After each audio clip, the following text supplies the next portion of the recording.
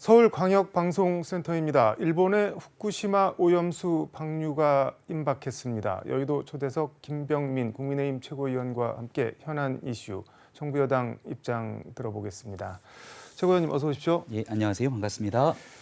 윤석열 대통령이 어제 을지 국무회의 모두 발언에서 캠프 데이비드 한미일 3국 정상회의에 대해서 한미일 협력의 새로운 시대가 열렸다 이렇게 평가를 했는데 어떤 점에서 새로운 시대가 열렸다고 볼 수 있는 건가요? 네, 캠프 데이비드에서 네. 한미일 정상이 모였고 네. 또 한미일 간의 정상회담을 위해서 모였던 건 사실상 첫 번째 있었던 회담으로 볼 수 있고요. 네. 단순하게 만남과 말에서 그친 것이 아니라 정례적인 만남을 통해서 그다음 정상 간의 만남 또 장관과의 만남 그 이후에 있게 되는 영내 자유와 안보, 평화를 지켜내기 위한 여러 조치들, 실질적인 조치들을 만들어냈기 때문에 네. 기존에 우리가 볼 수 없었던 새로운 시대를 향한 분명히 중요한 밑그림들을 그렸던 의미 있는 성과였다고 생각합니다. 대통령께서 또 우리 국민이 체감할 수 있는 혜택과 이득도 더욱 늘어날 것이다라고 하는데 정치 뭐 정상회의 이런 멀게 느껴지는데 우리 국민이 뭐 체감할 수 있는 혜택, 이득 이거는 뭐 어떤 말씀일까요? 첫 번째는 기업이 느낄 수 있는 체감 효과들이 커질 거라고 생각합니다. 네. 이 한미일 간의 굳건한 협력은 안보적인 측면뿐 아니라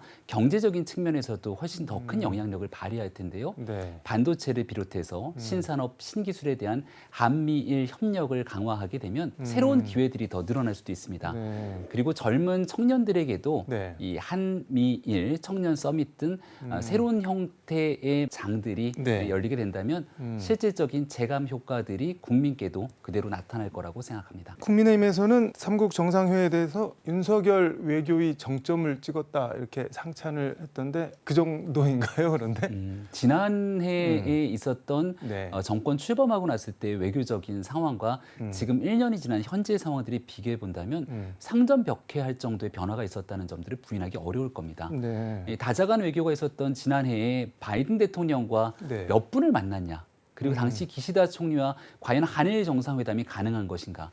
이 만남을 두고서 민주당이 굉장히 날선 비난들이 있었던 때가 네. 기억합니다. 근데 올해 한미동맹 70주년을 기념하면서 미국의 국빈 방문을 윤석열 대통령이 하게 됐고 그때 이제 윤석열 대통령이 불렀던 이 네. 팝송으로 굉장히 큰 회자가 되기도 했던 측면이 네. 있고 그 이후에 G7 정상회의 그리고 이어지게 되는 이번 캠프 데이비드에서의 삼국 정상의 만남을 토대로 네. 한미동맹을 단순하게 굳건하게 만드는 것을 넘어서 글로벌 중추국가로서 대한민국의 위상을 높일 수 있는 네. 또 우리 국익의 최대치를 끌어낼 수 있는 그런 성과들이 도출됐기 때문에 당과 정부에서도 이런 얘기들을 하고 있다 생각합니다. 1년여 만에 말씀하신 상전벽해가 된 원동력 뭐가 있을까요? 그러면은? 미국 언론을 네. 비롯해서 이제 국제사회에서도 윤석열 대통령의 용기와 결단에 대한 평가들을 많이 내리기도 합니다.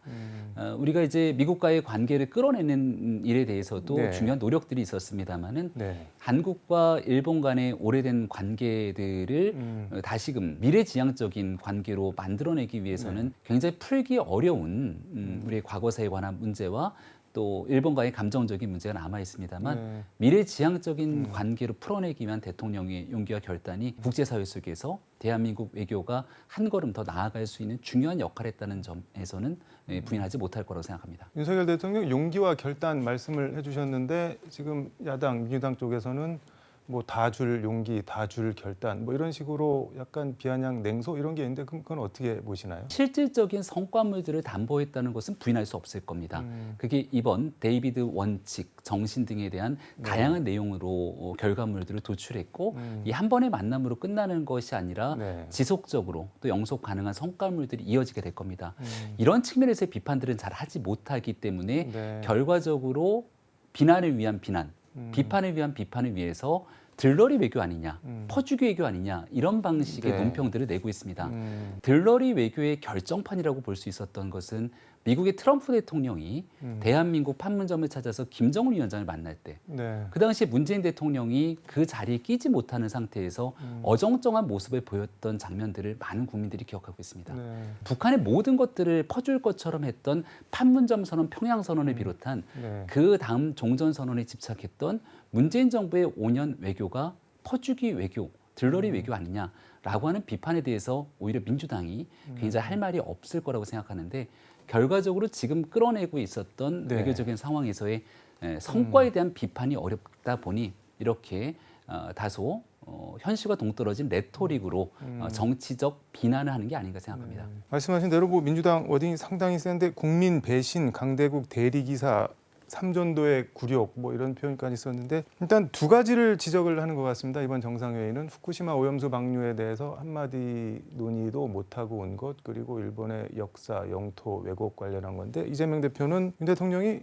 패싱당했다 뭐 이렇게 평가를 하던데 일단 오염수 관련해서는 이거는 뭐 논의를 어떤 식으로든 하고 왔어야 하는 게 맞을까요? 아니면 괜히 얘기 꺼내봤자 뭐 얻어지는 건 없고 서로 불편할 텐데 안 하고 온 게 맞는 걸까요? 어떻게 봐야 되는 걸까요? 이번 한미일 정상회의를 회담을 통해서 이미 후쿠시마 오염수에 대해서는 네. IAEA에 대한 전문가 검증과 그 이후로 이뤄지게 되는 상황에 대해서 한일 정상회담을 통해서도 충분히 이야기를 나눈 바 있었고 또 여기에 대한 국제사회의 모니터링 등을 강화하겠다는 이야기들은 이미 수차례 나눴던 바가 있습니다. 네. 그래서 이번 데이비드 선언을 통해서 네. 회담에 가져가야 되는 중요한 안보, 경제에 대한 큰 의제들이 네. 있을 건데 여기에 대한 내용들을 중점적으로 바라보고 또 여기서 어떤 부분들이 미흡했고 어떤 부분들이 성과인지에 대한 평가를 해야 되는데 네. 좋은 성과에 대해서 사실상 칭찬하기가 어려운 민주당이 네. 애들러서 전가의 보도처럼 계속 나오게 되는 이 한일 간의 역사 문제 또다시 오염수 문제를 끄집어서 이 비난 공세, 정치 공세에 나섰다고 생각합니다. 그러니까 선택과 집중을 하고 온 건데 그것과 예. 아무 상관없는 이슈들을 끌어와서 비판을 한다 그런 말씀이신 거네요. 네, 논점의 본질에 벗어난 비판들을 하고 있다 생각하고요. 장외투쟁에서 거의 모든 당력들이 집중했는데 어느 순간 흐지부지 그런 입장들이 사라져 버리지 않았습니까? 그때 상황에 따라서 입장들을 바꾸게 되죠. 아무튼 이르면은 모레쯤부터 방류를 할 것 같은데 일본은 우리 정부가 더 취할 입장이나 조치 같은 게 있나요? 아니면 그냥 이제 지켜만 봐야 되는 건가요? 시기적인 상황들은 마지막 순간까지 어떻게 네. 진행되는지 좀 봐야 될 것 같고요. 제일 중요한 것은 네. IAEA가 검증했던 내용들, 최종적으로 그렇게 계획된 시나리오대로 현실에서 방류가 될지 여부들이 제일 중요한 것 아니겠습니까? 네. 충분한 모니터링과 사후 감시 시스템을 강화할 수 있는 것, 여기에 우리 전문가도 함께 참여할 수 있는 것 등에 대한 조치들은 꾸준하게 노력하면서 이행해 가야 된다고 생각합니다. 이게 과학적 안전성과 사회적 심리적 안전성은 좀 다르잖아요. 뭐 과학적으로 아무리 안전하다고 하더라도 저기서 저 물고기 먹어도 되는 거야? 뭐 이런 불안 심리는 있을 수밖에 없는데 그거는 어떻게 해야 될까요? 그러면? 그게 지난날 광우병 파동 때도 마찬가지로 사실과 다른 가짜 뉴스로 이 정치권의 메시지가 난무하는 순간 그 피해는 고스란히 국민의 몫으로 돌아갈 수밖에 없거든요. 가장 큰 피해가 우려되는 건 결국 대한민국에서도 수산업계에 종사하시는 분들의 걱정과 우려 아니겠습니까? 그렇기 때문에 지금 과도할 정도로 일본이 후쿠시마 오염수를 정지하고 네. 과학적 기준과 절차에 따라 방류를 하는데 이게 우리 대한민국 앞바다 해역을 완전히 오염시킬 것처럼 사실과 다른 내용들로 정치적 선동, 호도를 하게 된다면 이것은 대한민국 국민들께 오히려 피해를 줄 수 있는 이만큼 특히 민주당 야당 입장에서 객관적인 기준으로 이 문제를 끝까지 접근하기를 다시금 요청드립니다. 단도직입적으로 물어보면은 민주당이 불안과 공포를 이용을 해서 정부 공격에 쓰고 있다. 지금 그렇게 보시는 건가요? 네, 그렇게 민주당은 지난 기간 동안 민주당의 정치적 주장을 펼쳐왔고 네. 숱한 기간 장외에 나가서 그와 같은 이야기들을 해왔기 때문에 네. 오히려 국민들께서 가지고 있는 걱정과 불안들을 더 부추기는 상황에 이 후쿠시마 오염수 문제를 국내 정치에 이용하고 활용했다고 생각합니다. 알겠습니다. 후쿠시마 오염수 방류는 좀 우리 정부가 끝까지 모니터를 좀 같이 좀 했으면 좋겠고 미군이 인도 태평양 사령부 홈페이지에 뭐 훈련 관련한 보도 자료를 올려놓으면서 동해를 Sea of Japan 해갖고 일본 해로 표기를 했는데 이거는 뭐 어떻게 봐야 될까요? 네, 뭐 매우 아쉬운 지점이라고 볼 수 있겠습니다.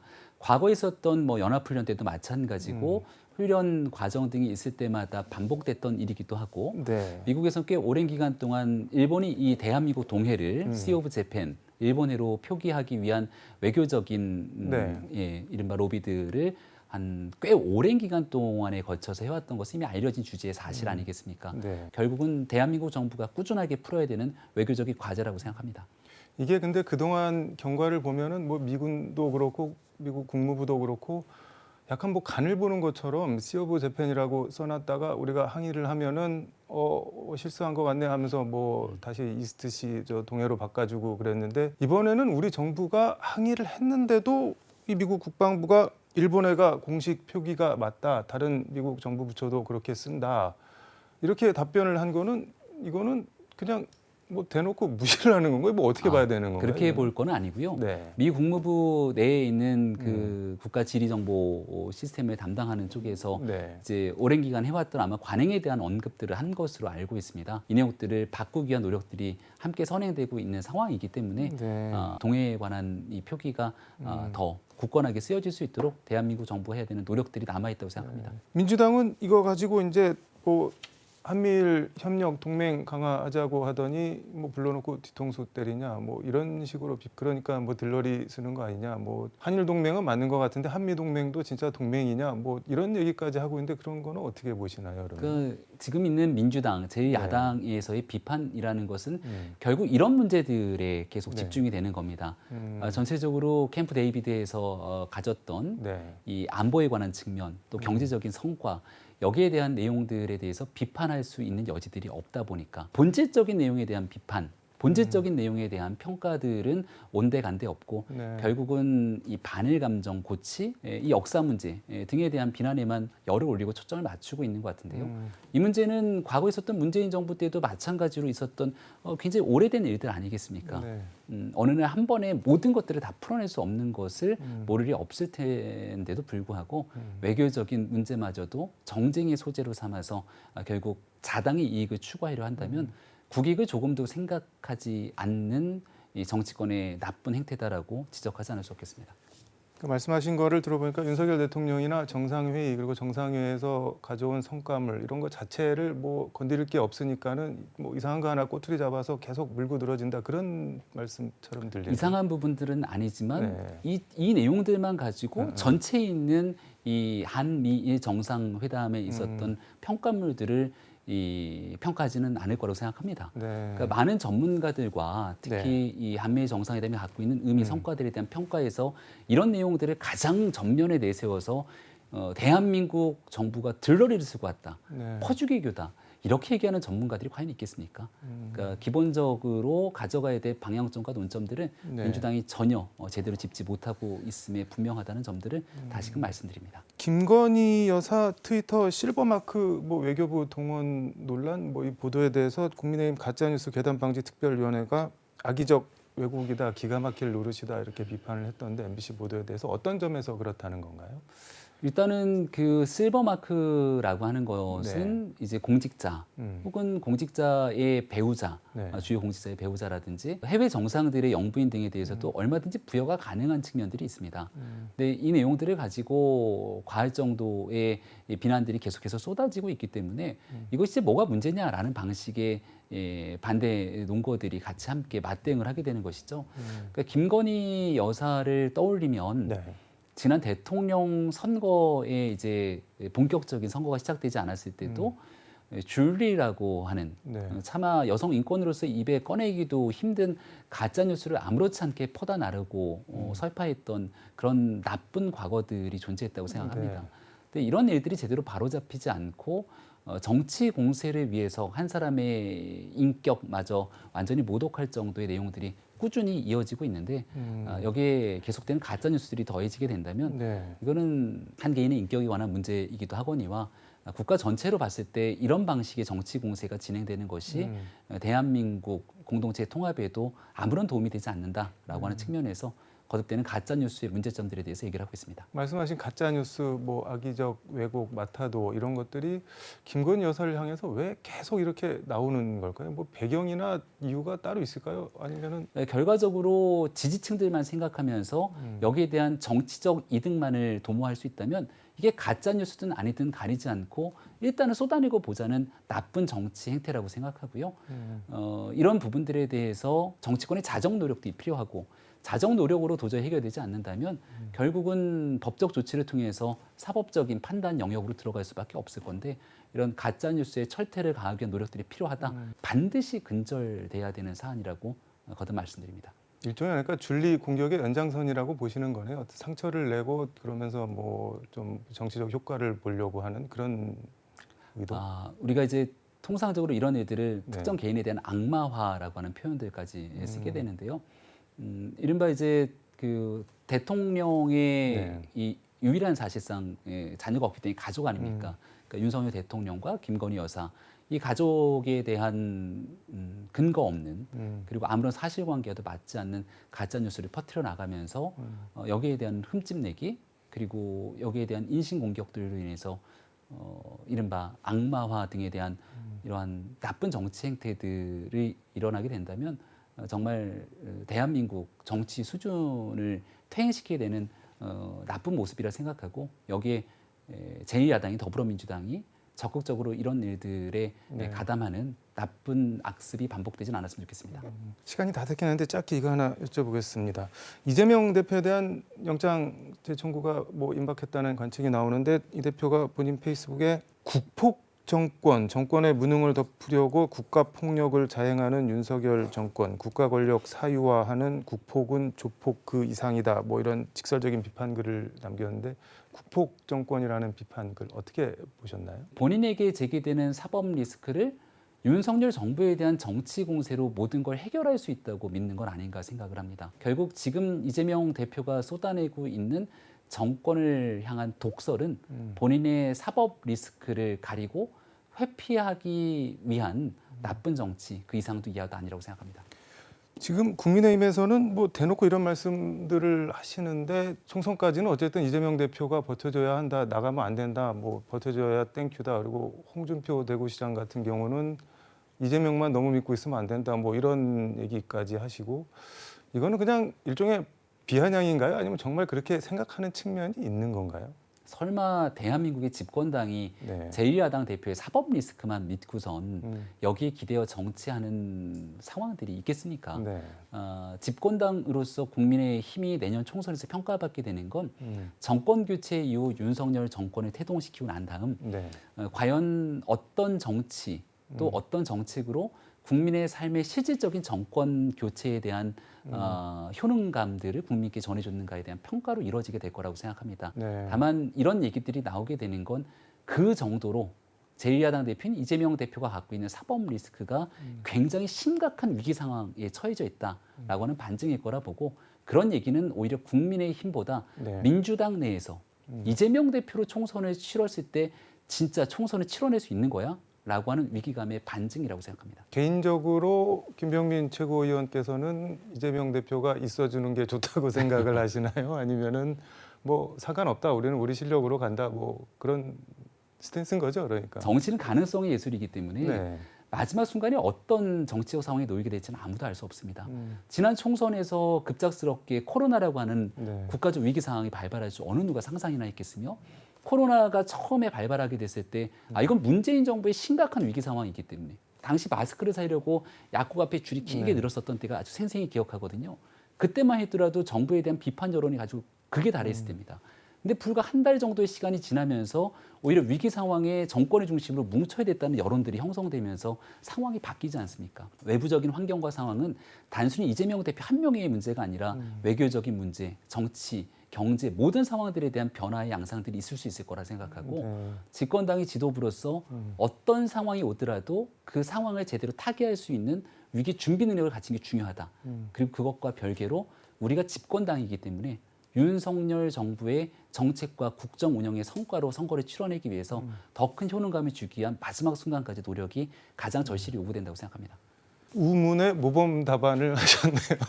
오늘 말씀은 여기까지 듣도록 하겠습니다. 고맙습니다. 네, 고맙습니다. 지금까지 서울광역방송센터에서 김병민 국민의힘 최고위원과 함께 전해드렸습니다.